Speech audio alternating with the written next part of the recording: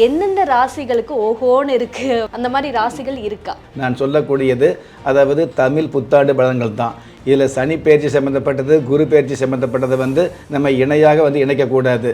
தனிப்பட்ட முறையில் ரத்தின சுருக்கமாக சொல்லணும் அப்படின்னா, தமிழ் புத்தாண்டு கிரக நாளிகை விநாயகையை பொறுத்தளவுக்கு மேச ராசிக்கு அதிர்ஷ்டம், அதே மாதிரி கடக ராசிக்கு அதிர்ஷ்டம், ரிஷப ராசிக்கு அதிர்ஷ்டம், அதே மாதிரி புதன் பகவனுடைய ஆதிக்கம் நிறைந்த கன்னி மிதுன ராசிக்கெல்லாம் அதிர்ஷ்டமாக தான் வந்துட்டுருக்கும். அதே மாதிரி மகர ராசிக்கு அதிர்ஷ்டமாக இருக்கும். இந்த மாதிரி அதாவது குரு பகவனுடைய ஆதிக்கம் நிறைந்த தனுசு ராசிக்கு அதிர்ஷ்டமாக வந்துட்டுருக்கும்.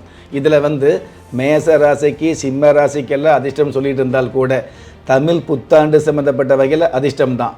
ஆனால் சனி சம்மந்தப்பட்ட விஷயங்களில் பார்த்திங்கன்னா சனி பகவான் சிம்ம ராசிக்கு அதாவது அஷ்டம சனியாக வர்றாரு.